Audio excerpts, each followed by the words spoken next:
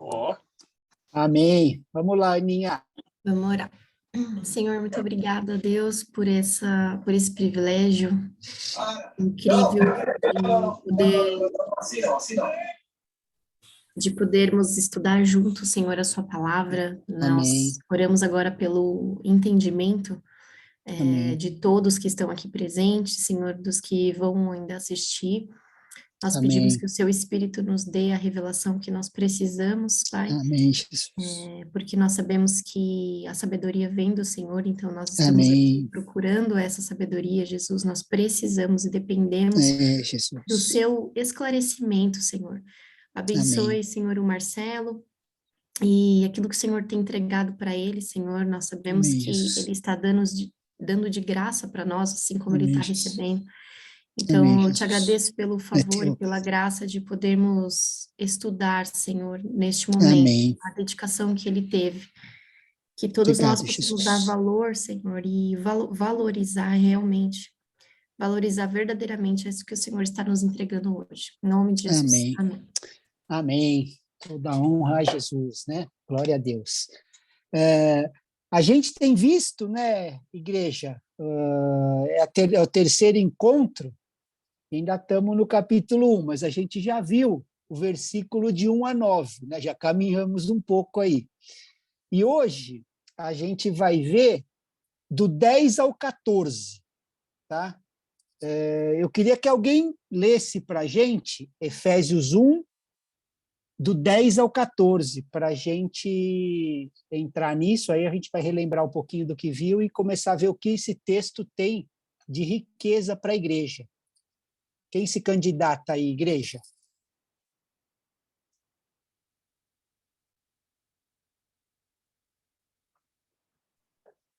Posso ler, então, já que ninguém se Então vai. candidatou. Pode ir, amor, é de 10 ao 14. Vamos lá. De fazer convergir nele, na dispensação da plenitude dos tempos, todas as coisas, tanto as do céu como as da terra. Em Cristo fomos também feitos herança, predestinados segundo o propósito daquele que faz todas as coisas conforme o conselho da sua vontade, a fim de sermos, para louvor da sua glória, nós, os que de antemão esperamos em Cristo. Nele também vocês, depois que ouviram a palavra da verdade, o evangelho da salvação, tendo nele também crido, receberam o selo do Espírito Santo da promessa. O Espírito é o penhor da nossa herança, até o resgate da sua propriedade em louvor da sua glória. Amém. Bom, igreja, como a gente está fazendo a cada 15 dias, né? O ideal seria até mais de uma vez semana, eu vou relembrar um pouquinho o que a gente já viu, só para a gente contextualizar aonde nós chegamos, né? Então, a gente estruturou esse texto em duas sessões, né? Um hino de louvor e uma oração, e doxologia, né? Aquilo que leva a glória a Deus e louvor. E quando a gente lê do 3 ao 14 direto, a gente vê que, na verdade, essa carta, né, esse capítulo, é um hino de louvor. Então, por isso que ele não começa querendo explicar algo, ele já começa: bendito seja o Deus e Pai do nosso Senhor Jesus Cristo, né? É interessante que, assim, os cânticos, né, dessa época e dos primeiros séculos, né, dos discípulos de Cristo, eram tão bíblicos, né, tão centrados nas Escrituras, que a gente não sabe diferenciar se é uma pregação ou uma música. A gente lê do capítulo 3 ao 14, assumindo que Paulo estava ensinando a igreja. E talvez o objetivo de Paulo ali não era nem o ensino, era o louvor. Por isso que ele já não começa explicando nada, ele já vai: bendito seja o Deus Pai, nosso Senhor Jesus Cristo. Tal.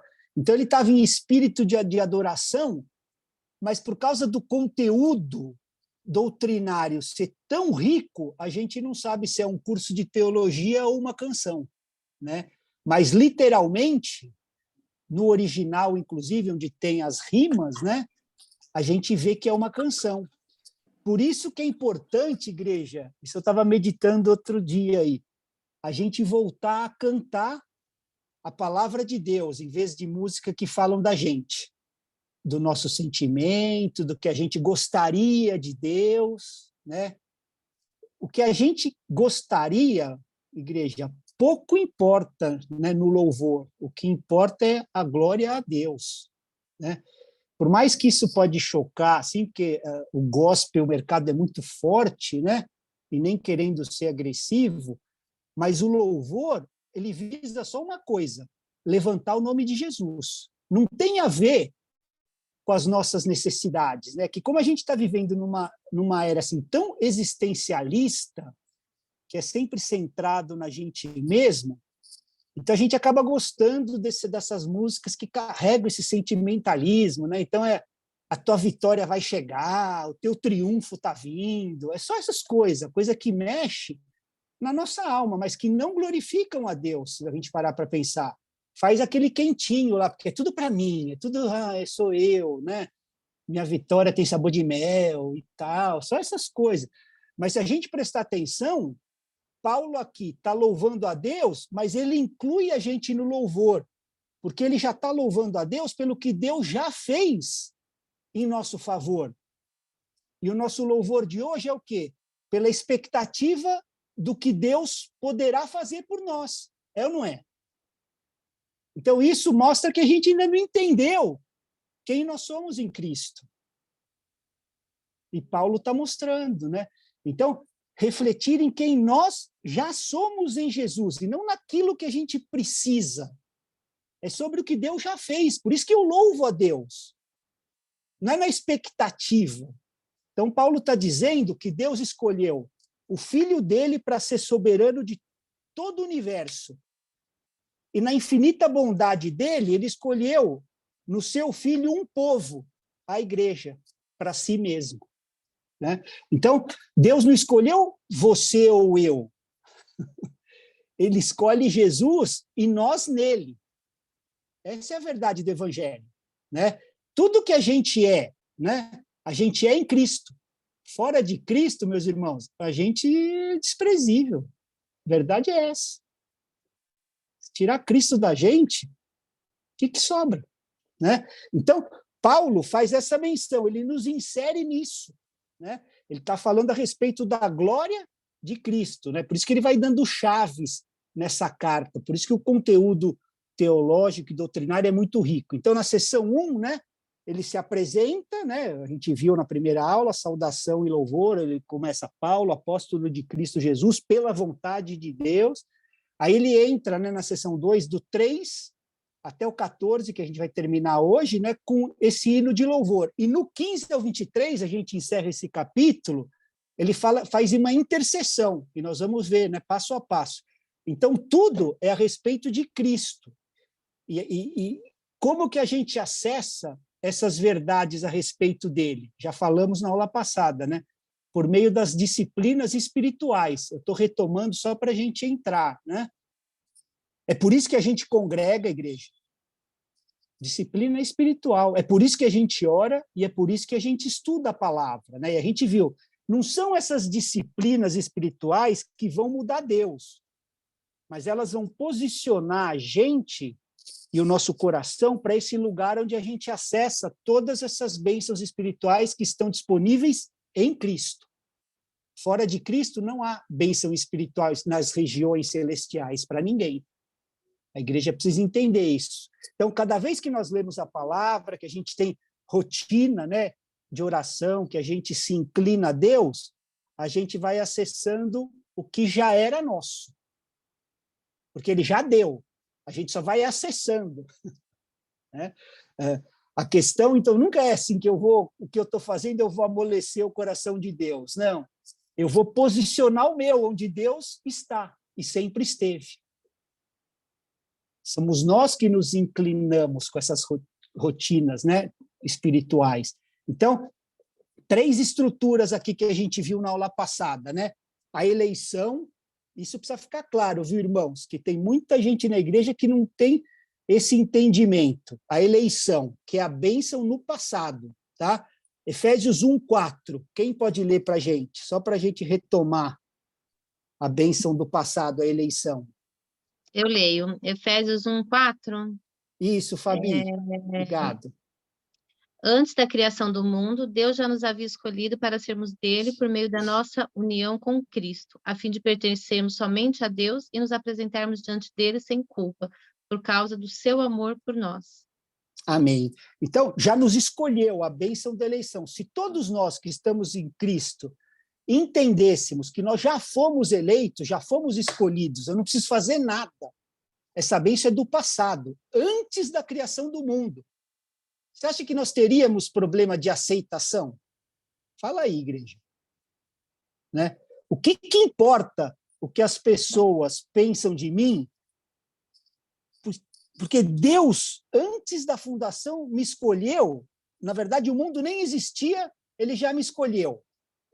Então, eu não preciso me tornar agradável ao mundo. Ao contrário, eu é que tenho que suportar o mundo, porque eu sou antes do mundo. Entendeu? O nosso papel aqui como cristão é suportar o mundo, porque nós somos escolhidos antes. Estão entendendo? Não havia nem a criação, ele já havia nos escolhido.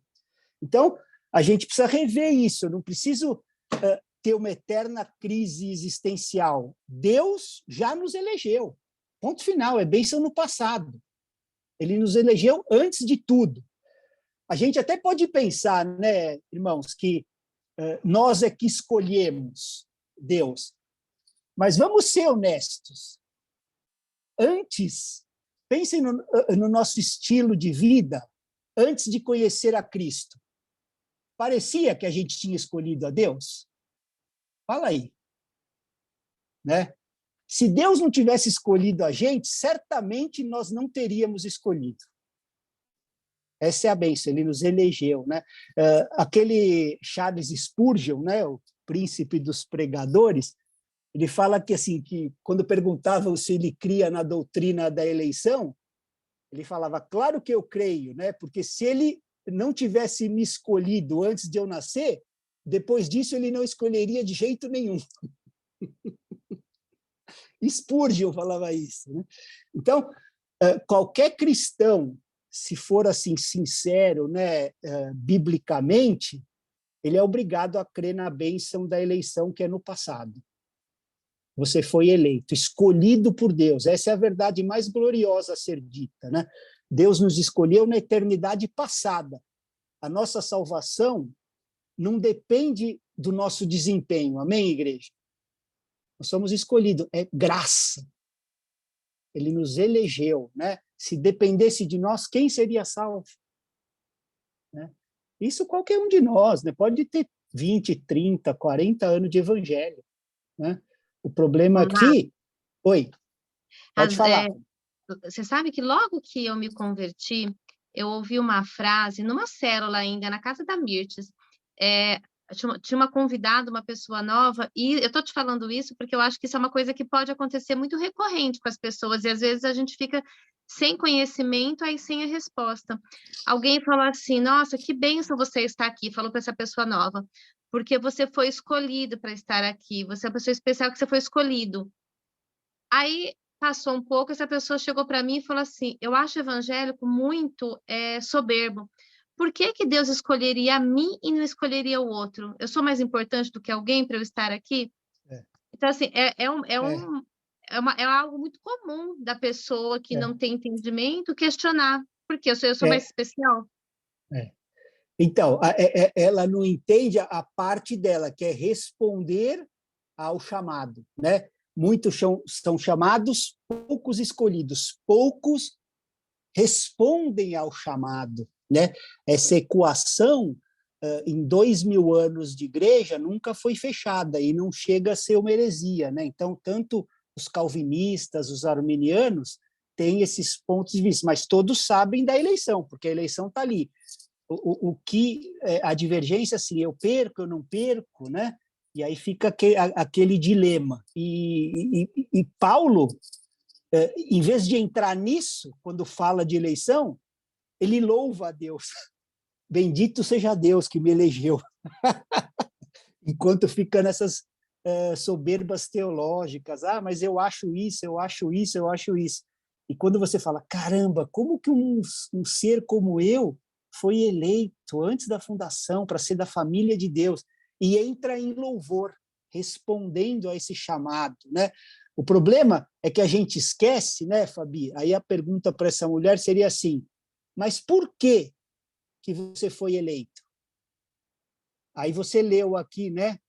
Vamos voltar lá para o versículo 1:4. Antes da fundação do mundo, Deus nos escolheu nele para sermos o quê?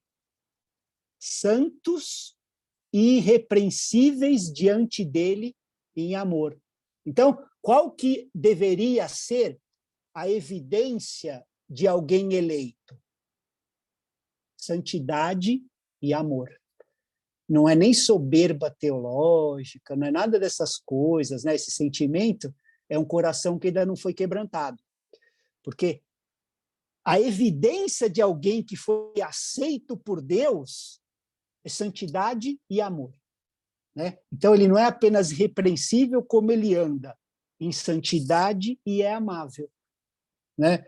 E a outra verdade que a eleição nos ensina é o amor ao próximo, né? Se a gente entende que uma pessoa como eu, né, que foi rebelde a Deus e a sua palavra, fui eleito para ser parte da família dele, que direito eu tenho de me ofender com alguém se eu passei quase 40 anos ofendendo a Deus com a minha vida e ainda assim fui recebido como filho? Né?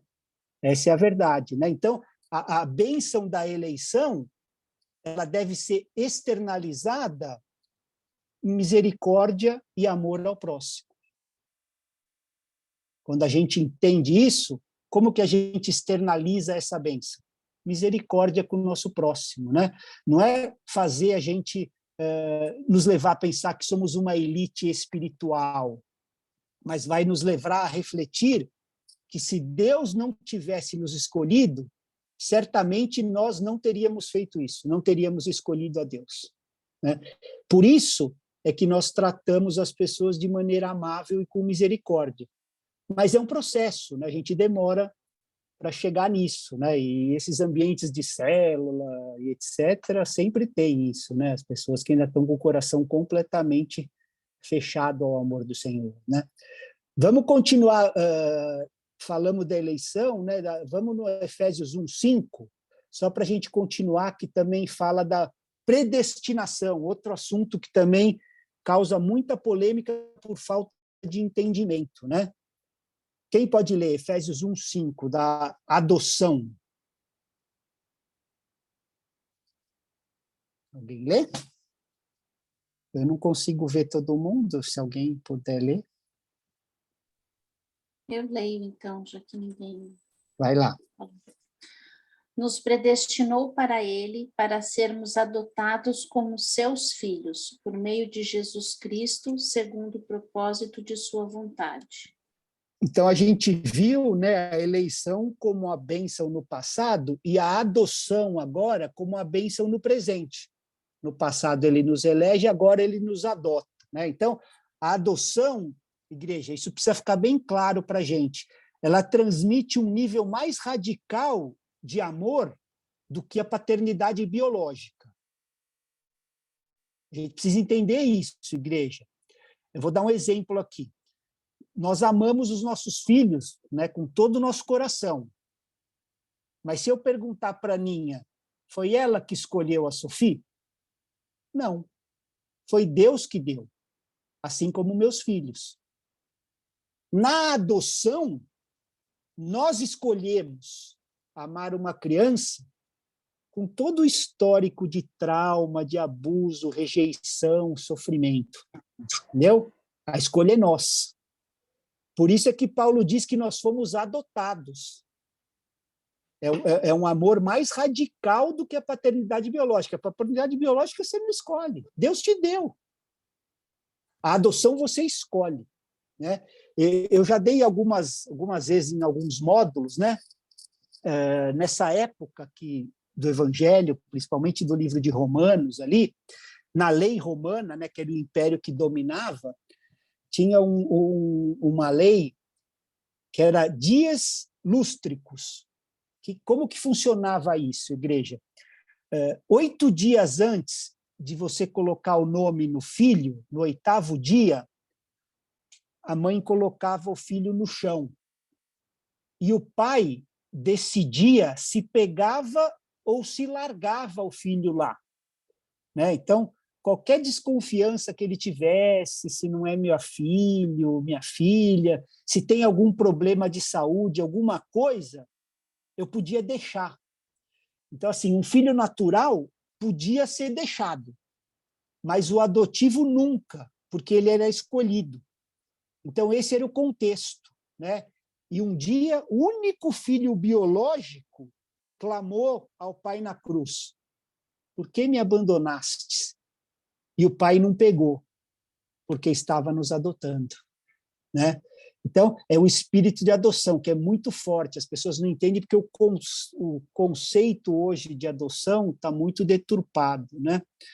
Mas vamos voltar. Então, a gente precisa entender isso. E com esse entendimento, nós precisamos adotar, olha isso, igreja, os nossos filhos naturais. Estão entendendo? Deus nos deu biologicamente, mas nós precisamos adotá-los, escolher amá-los livremente, sem expectativa nenhuma de retorno, zero. Amar sem esperar retorno. Estão entendendo? Simplesmente ama, e por que ama? Porque foi amado primeiro. Foi adotado também primeiro, né? Então, vamos lá, eleição... Marcelo. Oi. Marcelo, e tem mais uma coisinha, né? O seu filho,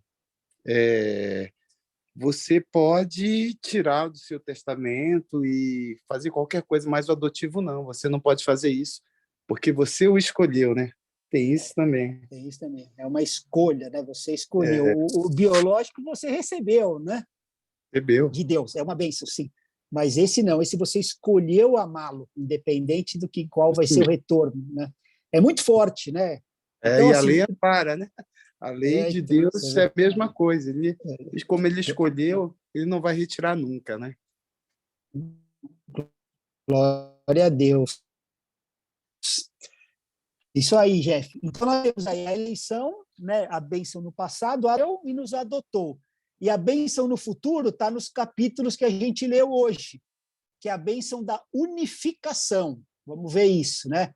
Então, essa carta vai nos ensinar que Deus está conduzindo, né, o seu eterno propósito desde a eternidade passada, que vai se desdobrando, né, no tempo que se chama hoje, o presente, até a eternidade que está chegando, né? Então, o que Paulo diz lá em Efésios 4? Antes da fundação do mundo, Deus nos escolheu, né? A eleição da eternidade passada, o mundo nem existia. Agora, vamos lá abrir Efésios 2:7, porque a gente viu que ele nos escolheu quando o mundo nem existia, né? Para sermos repreensíveis diante dele em amor. E aí agora a gente vai ver o propósito. Está em 2:7. Alguém lê?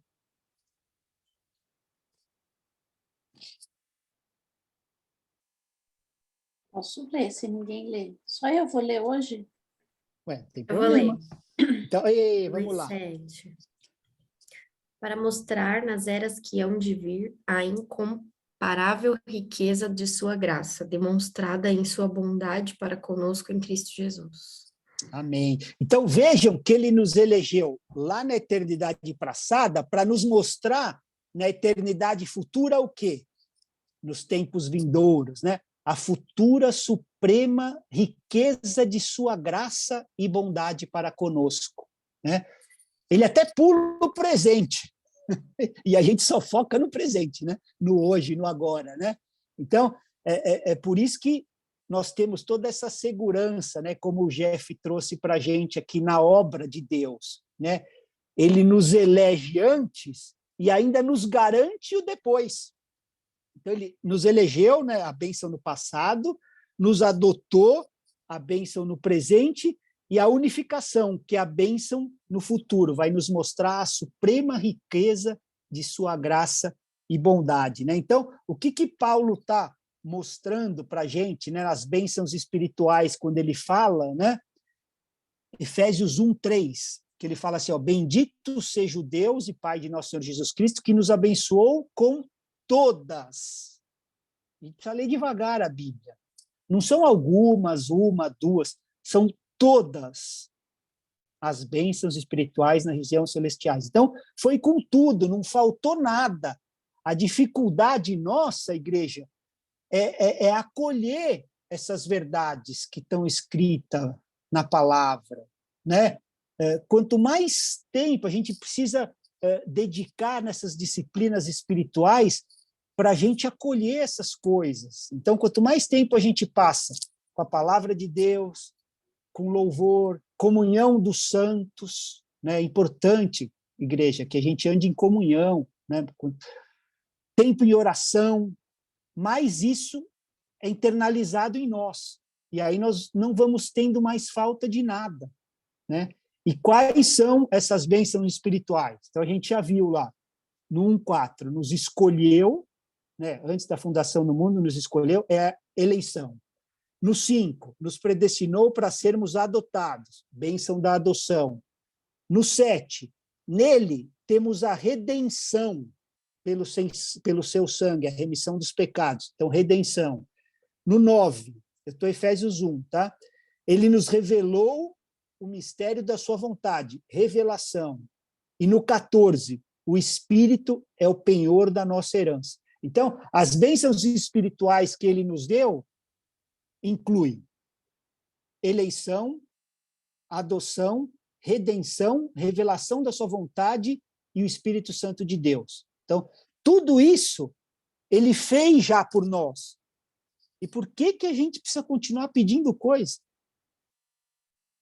É só me dá, me dá, me dá, me dá, me dá. Faz algum sentido a gente ficar cantando Minha Vitória Tem Sabor de Mel? Fala aí, igreja.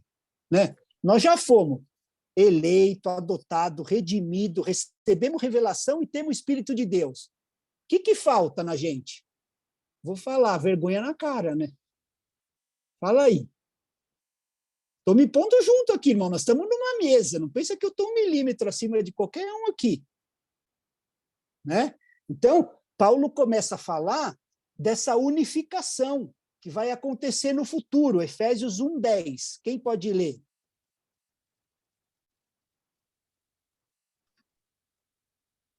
Alguém vai?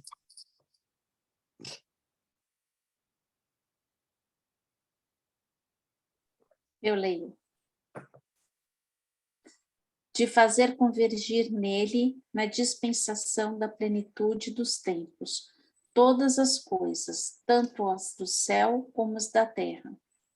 Então, o que vocês entendem por unificação? Né? O que Paulo está dizendo? Todas as coisas, tanto do céu como as da terra, só encontrarão o seu significado em Cristo.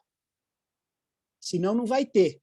Outro dia eu estava falando aqui até com a Nicolu, né, da nossa angústia existencial, porque a gente não encontra, né, esse lugar, esse habitat. E aqui está voltando nisso. Todas as coisas do céu e da terra só encontrarão o significado na unificação em Cristo. Essa é a primeira coisa. Tudo converge nele, né? Vai chegar um dia que vai ser impossível a gente olhar, irmãos, para qualquer coisa ou pessoa sem que a gente veja a glória de Jesus manifestada. Cada átomo do universo vai manifestar a glória e a pessoa de Jesus. Nós vamos ver esse dia, né? É o que o Paulo está dizendo aqui, que vai chegar o dia que tudo vai refletir o Filho de Deus. E como que a gente vê uma verdade dessas, né, de maneira prática, né? E que a gente possa ganhar essa vida integral, né? Entender a importância da gente estar unificado nesse propósito, né? Por que vocês acham, igreja, que a gente fica tão cansado? Porque a gente fragmenta a nossa existência. Vou explicar isso aí. Por que a gente fragmenta a nossa existência? Que a gente foi modelado pela filosofia grega. e não pelo evangelho. A gente tem uma mente grega, naturalmente, né? Culturalmente. Então, quem que já ouviu falar aqui, minha vida profissional, minha vida conjugal, minha vida espiritual, não é? A gente fala essas coisas e nem percebemos que, estamos igual o pagão aqui, né? A gente jura que é evangélico, mas 7 vidas é só gato, né? E a gente fica, é minha vida aqui, profissional, minha vida esportiva, tal, né? Então, por que a gente fica cansado, né? Vem esse enfado. Então, assim, vou botar meu exemplo. Eu sou filho da dona Aurora, né? Que é viúva. Eu tenho responsabilidade de cuidar dela, né? A minha parte de honra agora, ela na velhice, é eu cuidar dela. Eu sou marido da Adriana. São 2 aqui. Eu tenho que cuidar e proteger e dar atenção a ela. É meu encargo. Eu sou pai do Gabi e da Manu. Eu tenho que cuidar, mentorear, né, suprir as carências deles. Sou empresário. Preciso manifestar a verdade de Deus nesse ambiente que, na grande maioria, rejeita esses princípios. Hoje mesmo, eu tive reuniões aí forçando princípios que estava duro de engolir, né? Sou pastor, preciso apacentar o rebanho de Deus e, no meu chamado, estudar a palavra para ensinar e pregar o evangelho de uma maneira coerente, conforme a verdade do evangelho. Sou cristão, preciso dar um bom testemunho ao mundo, ou não, né? Também sou cidadão, preciso exercer de maneira coerente a minha cidadania, né? Meu voto, minhas vontades, né? Meus direitos, meus deveres. E por que é difícil? Porque tudo é conectado em Jesus, mas nós fragmentamos a vida, né? Então, ó, como essa religiosidade pega a gente, né? Então, assim, se eu vou pregar um dia de manhã, um domingo, aí eu acordo, aí como eu tenho a mente fragmentada, eu tenho que orar, né? Antes de eu ir pregar, né? Deixa eu orar aqui. Como que eu vou pregar sem orar, né? Mas aí nesse dia a Adri não levantou bem. Está com enxaqueca, está com dor de cabeça, indisposta, tal. Aí eu já entro em crise, né? Como que eu vou cuidar dela, que está febril, se eu tenho que orar? E por que isso? Porque eu fragmentei a minha vida, eu não tenho uma vida de oração. São momentos de oração, entenderam? Então, eu não tive aquele momento antes, né? Aí os crentes chegam lá, meu pai, agora eu entro na tua presença. Você estava onde, então? Onde é que você estava, irmão? Não é? Então, agora que eu vou precisar ser crente, deixa eu entrar, então. Então, essa fragmentação vai desgastando a gente, né? Então, se eu tive um dia muito atarefado e eu não consegui ter um tempo de leitura e de contemplação da palavra, eu não me sinto culpado, eu não deixei de ser crente. Porque eu sei que assim que eu tiver uma oportunidade, ninguém vai precisar falar para mim, vai lá ler a Bíblia. Eu vou buscar porque eu sinto necessidade do alimento, né? Mas a gente fica com essa mente fragmentada, né? Então, Efésios 1:10, de fazer, que nem a Adri leu, convergir nele, né? Essa palavra é assim, colocar todas as coisas juntas. É o que ele está querendo dizer. É um princípio unificador. Por isso que eu falei da bênção da unificação, né? De uma pessoa. Então, é como assim, era usada para você colocar várias coisas, né? Juntar várias coisas em uma só. É o que ele está dizendo. Na NVT, que eu até anotei aqui, ó, e o plano é esse. No devido tempo, ele reunirá sobre a autoridade de Cristo tudo que existe nos céus e na terra. Então, significa que unirá novamente tudo o que era unido no passado, né? Não havia diferenciação, igreja, no jardim, entre céu e terra. Não existia vida secular e vida sagrada antes da queda. Isso tudo é fruto desse pensamento filosófico grego que entrou no nosso tempo, né? Então, enquanto a gente não rompe essas coisas, a gente vai estar preso e com dificuldade de entender a direção do propósito de Deus, que é unificação, é uma vida unificada, né? Eu anotei uma frase aqui de Francis Folks, é um teólogo que eu gosto muito, que ele fala assim, ó, é uma heresia de nossa época dividir a vida em sagrada e secular. Cristo está relacionado com todas as coisas. Assim, todas as coisas só encontrarão seu verdadeiro lugar nele. Né? Então, é um erro comum, né, em nossa época a gente não entender essa bênção da unificação e a gente continua fragmentando a vida entre sagrada e secular. E vai dando cansaço. Então, assim, aqui Deus se envolve, aqui Deus não se envolve, aqui é comigo. Não, aqui é Deus. E a gente vai criando ambientes que são contrários à verdade de Deus. Né? Vou abrir um parênteses aqui também para tentar esclarecer coisas que a gente também confunde. Né? Secular, ok? Com secularização. Né? Quem nunca ouviu a gente falarem aqui, você escuta música secular ou música do mundo? Né? A gente confunde século, que é o tempo que a gente está vivendo. Né? E a gente sabe que essa estrutura desse tempo, essa era é má, mas ela vai ser findada. E Paulo está dizendo isso aqui, quando chegar a hora, na plenitude dos séculos em que Cristo será tudo em todos. Mas nós somos pessoas seculares, okay? Estamos nesses séculos. O que a gente não pode ser é secularizado. Porque a gente está nesse século, mas nós pensamos, falamos e vivemos a partir de uma perspectiva eterna. E o que é essa secularização? É o processo que exclui Deus do nosso cotidiano, da vida pública. Então, é dizer que religião é coisa de casa, mas não no seu trabalho, na sua vida pública. Aí a gente fica com aqueles jargões lá, não, religião não se discute, não sei o quê, né? Política não se discute. Então, se política não é feita com diálogo, é feito com o quê? Né? Se eu não posso falar o meu plano, o meu projeto, ouvir o seu, discutir as ideias, o que você está fazendo de política? Né? Então, o que é ser secular? Todos nós somos, é desse século. E o que é ser secularizado? Excluir Deus da totalidade da nossa existência, ficar fragmentando. Né? A gente não pode viver pensando que existem áreas da nossa vida que Deus não se importa. E a gente, naturalmente, vai vivendo assim. Né? Ele é tudo em todos e em tudo ele atua por meio do seu Filho. Em qualquer coisa que a gente esteja fazendo. Né? Quando Deus encarnou em Cristo, ele mostrou que fica tanto à vontade no céu quanto na terra.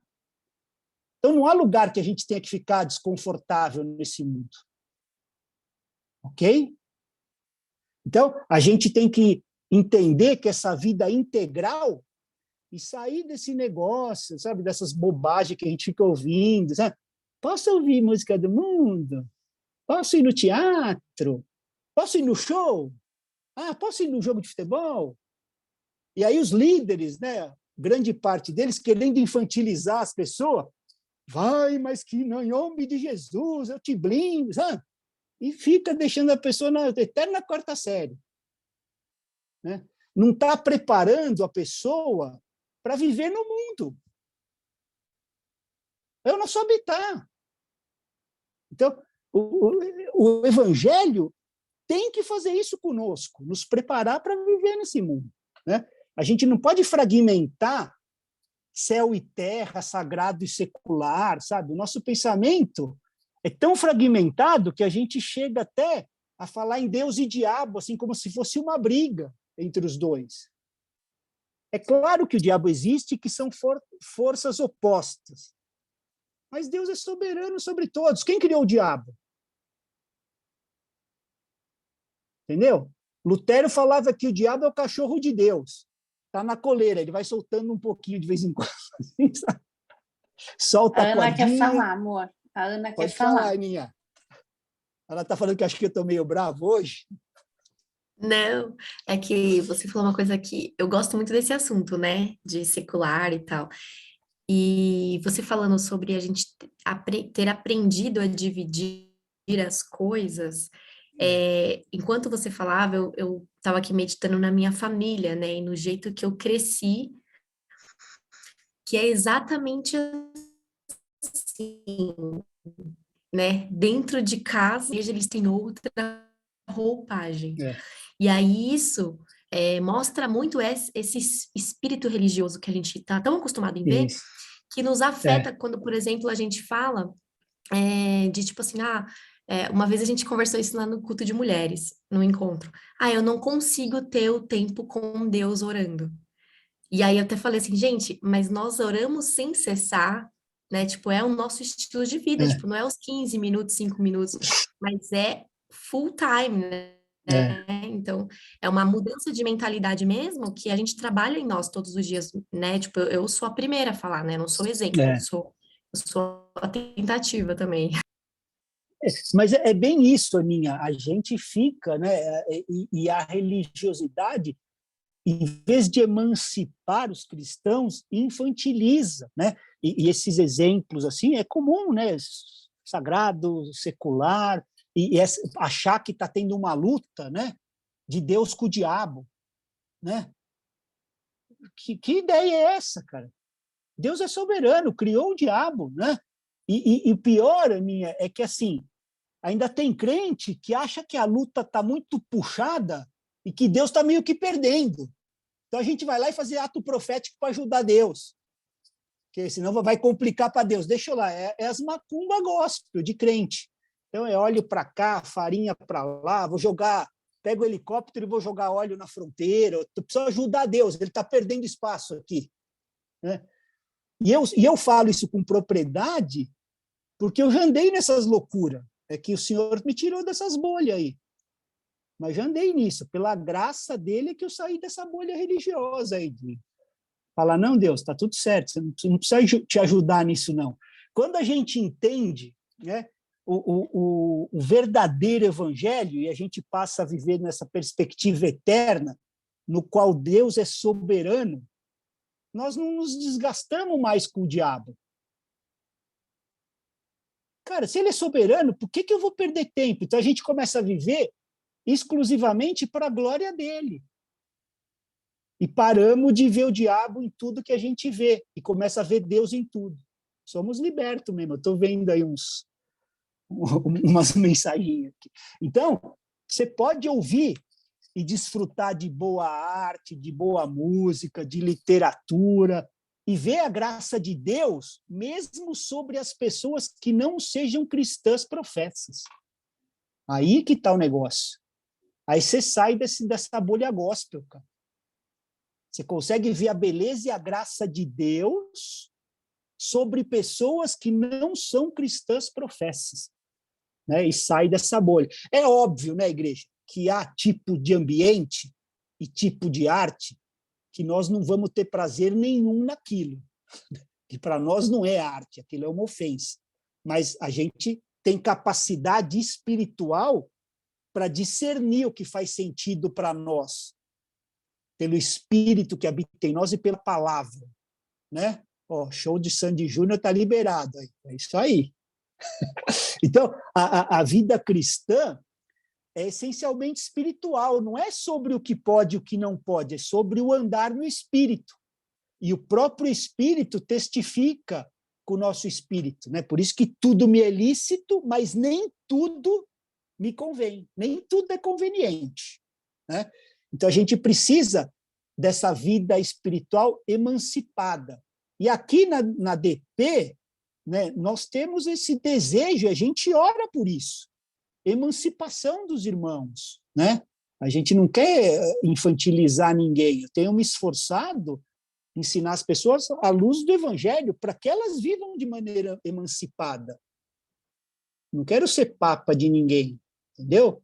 Eu quero irmãos e irmãs, né, crescendo comigo na graça, né? E eu sei que muitas igrejas não fazem isso e as pessoas continuam dependendo de líder, que é controle, e aí vai mantendo as pessoas infantilizadas, e impedem as pessoas de crescerem.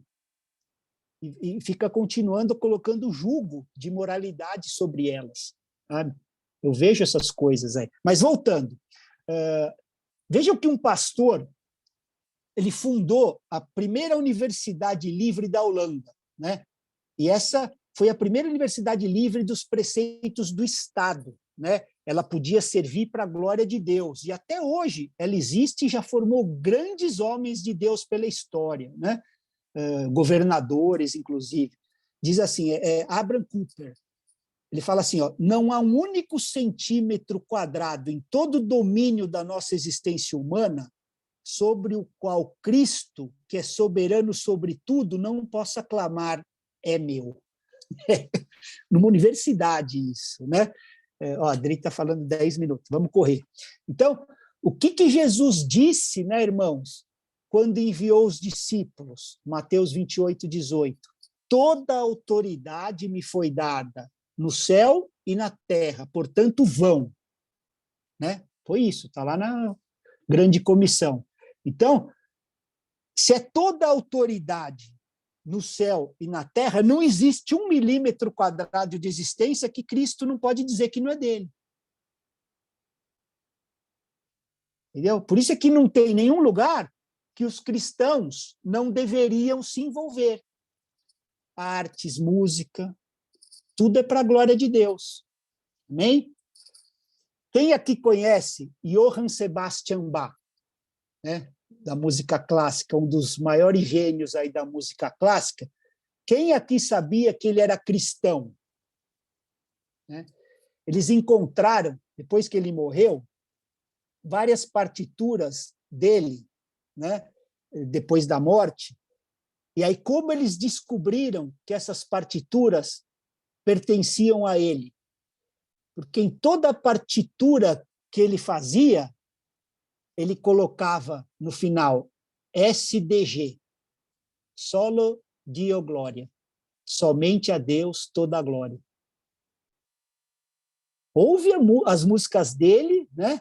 E não é worship, não. Música clássica aqui, ali, SDG. Então ele sabia que o que ele fazia, aquela arte dele, glorificava a Deus. Aí a gente vai para a igreja e fica só quero, só quero, só quero, só quero, só quero, e acha que aquilo está abafando o coração de Deus. Né? Então a gente tem que romper com essa mente fragmentada da gente. A gente precisa se libertar. Independente do que eu faça no meu trabalho, na minha empresa, eu devo fazer para a glória de Deus. Pois é tão sagrado quanto o culto que eu vou no domingo. Eu não posso estar santo no domingo e na segunda sangue nos olhos. Se o cristão entendesse isso, igreja, como que eles seriam vistos nas empresas? Né? Pensa aí os colegas de trabalho. Por que você não fica aí o tempo todo no WhatsApp? Por que você nunca fica reclamando do seu chefe? Por que você não se importa quando você precisa ficar até mais tarde? Somente a Deus a glória. Né? E é assim que termina a carta de Efésios, falando que tudo é para a glória de Deus. Né? Que tudo que a gente faz deve ser feito para a glória de Deus. Então, é uma vida integral. Né? Vai nos tirar dessa vida cansativa. Isso é de Deus, isso aqui, isso é o irmão, isso é o pai, isso é o marido, isso é tal, né? É uma vida 100% para a glória de Deus. Não importa qual seja o nosso trabalho, o que a gente está fazendo. SDG, isso mesmo, Solo Dio Glória. Não importa qual seja o nosso trabalho, é sempre para a glória de Deus. Então, se eu estou numa oficina trabalhando, é para a glória de Deus. Se eu estou na escola, é para a glória de Deus. Se eu estou na Cacau Show, para a glória de Deus. Se eu estou na DM3, é para a glória de Deus. Se eu faltei no culto, essa o Marcão vai ficar bravo, para servir na minha empresa, é para a glória de Deus. É que nós somos ensinados, naquele evangelho, que se faltar num culto para trabalhar, é mamon na sua vida. Apesar da gente saber, né, que tem muito pseudo-crente aí, que é mesmo, né? Mas tem gente que tudo é pretexto para não estar em comunhão, mas não é desses que eu estou falando, né? Eu estou dizendo de gente que vive para a glória de Deus e tem essa percepção. Então, se eu ficar até mais tarde na empresa, eu vou dar um testemunho para a glória de Deus. Isso tira todo o peso da culpa. Se eu tiver que trabalhar até mais tarde e não puder estar com meus irmãos, foi para a glória de Deus. Não há culpa. Entendeu? Efésios 1:11. Quem pode ler? Antes que caia a nossa internet, que eu estou cancelado. Efésios 1:11. 1:11. É isso aí. É isso. Ó, todas as coisas são feitas de acordo com o plano e com a decisão de Deus, de acordo com a sua vontade e com aquilo que ele havia resolvido desde o princípio. Deus nos escolheu para sermos o seu povo por meio da nossa união com Cristo. Amém. Então, isso aqui já é o oposto, é uma antítese ao pensamento humanista antropocêntrico. Porque está falando assim que Deus faz todas as coisas conforme a vontade dele. Não é conforme a nós, né? Em Cristo fomos também feito herança, predestinados, segundo o propósito daquele que faz todas as coisas conforme o conselho da sua vontade. Entendeu? Então, Deus não faz todas as coisas conforme a nossa vontade. É a vontade dele. Tá? O conselho da vontade dele. Tem um pastor que eu gosto muito, a Anne e o Lu também, Paulo Borges, que ele fala assim, que é um absurdo a gente depositar a nossa expectativa em um Deus que é absoluto em vontade. Vai ser sempre a dele. E a gente, né, crente, tem que confiar em Jesus, mas confia em Jesus porque ele tem que fazer a nossa vontade, né? Mas na Bíblia, confiar em Jesus não importa o que aconteça, tudo está convergindo para a vontade de Deus, que seja feita aqui na terra como no céu. O problema é que a gente aprendeu ao contrário, igreja. A gente deposita a nossa expectativa em Deus para ele atender as nossas. Marcelo? Sim. Faltam 3 minutos. Todos de acordo em estender, terminar? Porque quem quiser sair, fique à vontade, porque está faltando um pouco, mas acho que ainda vai mais uns 5, 10 minutos aí do texto. Eu queria ir até o 14, mas se quiserem parar, eu faço até... Vamos só nesse 11 aqui, para terminar alguma coisa. Se fosse para fazer, né, atender às nossas vontades, o versículo era assim, em Cristo, Efésios 1:11, fomos também feito herança, predestinados segundo o propósito daquele que faz algumas coisas conforme a vontade dele e algumas conforme a nossa. Mas o versículo diz todas as coisas conforme o conselho da sua vontade. Então, tudo que Deus faz é de acordo com a vontade dele. Por isso é que a gente se frustra, porque a gente aprende que o cristianismo é botar expectativa no Deus que vai me dar o que eu quero. Mas não é a nossa vontade, é a dele. Então, o cristianismo verdadeiro é procurar conhecer a vontade dele, de Deus. E aí a gente vai descobrir que era exatamente isso que a gente precisava. Porque nós somos chamados a conhecer a vontade de Deus, não a tentar moldá-la para fazer a nossa, né? Ele faz todas as coisas, a gente acabou de ler, conforme o conselho da sua vontade. Entendeu? E ele é triuno, né? Por isso é que ele toma conselho com Deus. É o Pai, o Filho e o Espírito, né? E para não passar um detalhe aqui, é que o cristão deveria viver sempre em ambiente de conselho. Outra chave aqui. Pois Deus que é Deus não faz nada que não seja em conselho. Quem dirá o seu povo? Tá aí a importância da comunhão, irmãos? Porque o conselho dos ímpios vai nos tirar do propósito de Deus. Agora, o conselho dos santos, né? Estão entendendo? Nos ajuda a isso, né? Conforme o conselho da vontade dele, né? Então,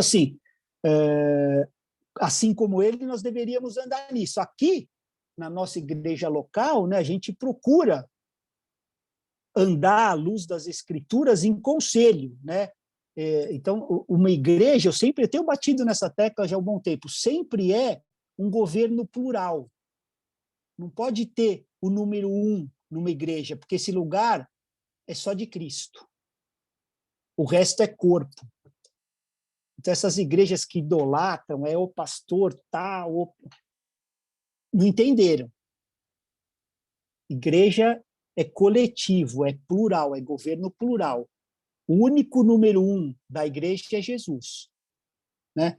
Outro dia eu estava conversando com um pastor queridão, que eu amo muito aí, e aí ele estava me dizendo assim que eu não vou deixar essa pessoa mais pregar na minha igreja. Eu falei, sua o quê? Demorou para ele entender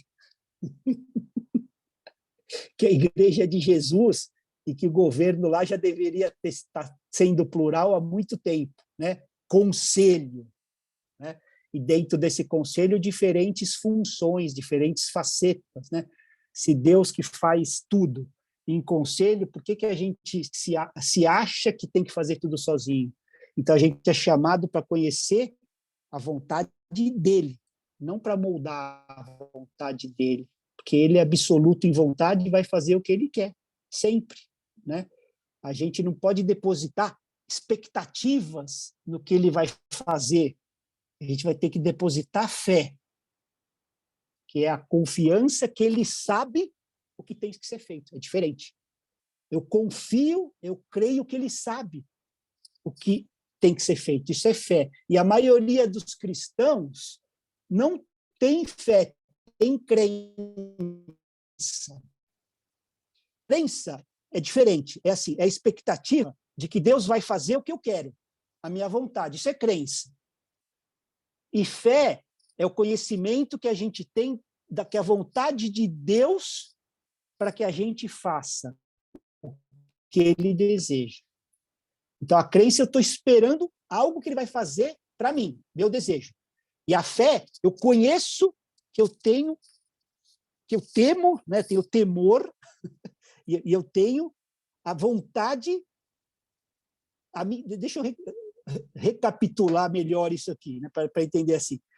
Que a gente tem a vontade de Deus para que a gente faça o que ele deseja. Isso é fé. Conhecer, né? O conhecimento que a gente tem a vontade dele, a vontade nossa, perdão, para fazer o que ele deseja. Não sei se eu consegui botar a diferença disso. A crença é a expectativa que ele vai fazer a sua. A fé é que a gente vai ter a vontade de fazer o que ele deseja. A vontade dele em nós prevalece. Ficou confuso? Né? Então, muitos entram na igreja e continuam com crença. Quase nenhuma fé. Não tem expectativa de fazer o que ele deseja. Eu tenho expectativa que ele faz o que eu desejo. O que eu desejo. E aí a gente continua frustrado, né? Porque eu vou culto após culto pedindo, né? Pede com mais força, os irmãos falando, não está pedindo direito. Né? Quando, na verdade, a gente tinha que estar procurando fazer a vontade de Deus, não pedindo para ele fazer a nossa. E eu garanto para vocês, se a gente chegar nesse lugar, a gente para de ser religioso. Né? Vamos começar a seguir Jesus de uma maneira diferente, né?